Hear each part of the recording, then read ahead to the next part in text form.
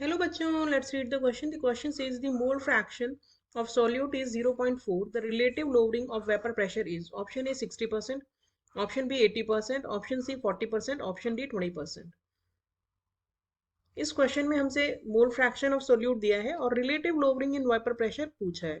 तो relative lowering in vapour pressure अगर हमसे पूछा है तो की कंसेप्ट हमारा हो जाएगा relative lowering in vapour pressure only, कि वो क्या होता है।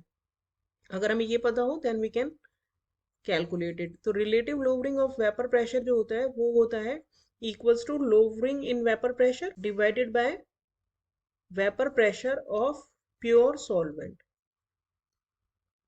अब अगर हम इस क्वेश्चन का कंप्लीट सॉल्यूशन देखें, तो जब भी हम कोई सॉल्यूट को ऐड करते हैं किसी भी सॉल्वेंट में, तो जब सॉल्यूशन बनता है तो उसका जो वेपर प्रेशर होता है, vapour pressure is low as compare to solvent. यानी कि कोई भी सॉल्यूट ऐड करने से जो वेपर प्रेशर है उसमें डिप्रेशन हो जाता है, वो कम हो जाता है।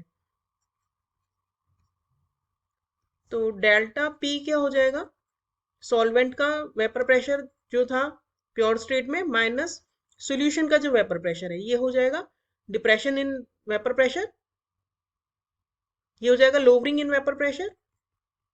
यानी कि इतना वेपर प्रेशर जो है कम हो गया है after adding the solute and making the solution. तो सॉल्यूशन का ये वेपर प्रेशर है, ये सॉल्वेंट का है इन प्योर स्टेट में। और relative lowering in vapour pressure जो हो जाएगा वो हो जाएगा P0 minus PS divided by P0, ये हो जाएगा रिलेटिव लोवरिंग। यानी कि as compare to, related to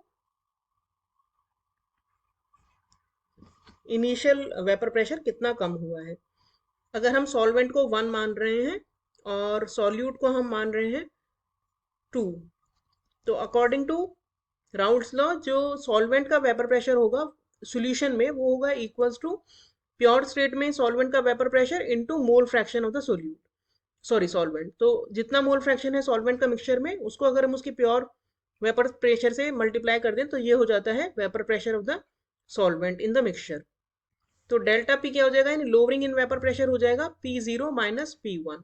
और P1 हमने देखा है वो है P0 इंटू X1। यहाँ से अगर हम P0 कॉमन ले लें तो 1 माइनस X1। अगर दो कंपोनेंट है X1 एंड X2, सॉरी अगर दो कंपोनेंट है 1 एंड 2, तो मोल फ्रैक्शन का जो टोटल होता है दैट इज इक्वल्स टू 1। यानी कि मोल फ्रैक्शन ऑफ सॉल्यूट क्या हो जाएगा, X2 is equals to 1 minus X1। 1 minus X1 को अगर हम यहाँ पे रिप्लेस कर लें तो ये आ जाएगा P0 इंटू X2। तो डेल्टा P यानी lowering in vapour pressure divided by P0 is equals to X2, यानी कि मोल फ्रैक्शन ऑफ सॉल्यूट। यानी कि जो लोवरिंग इन वेपर प्रेशर होती है वो होती है equals to mole fraction of solute, जो कि हमें क्वेश्चन में दिया है 0.4। तो 0.4 अगर मोल फ्रैक्शन है तो relative lowering in vapour pressure भी 0.4 हो गया, और अगर उसे हम परसेंटेज में निकालेंगे तो वो हो जाएगा 40%। तो हमारा करेक्ट आंसर हो गया option C. Hope you understood the solution well, thank you.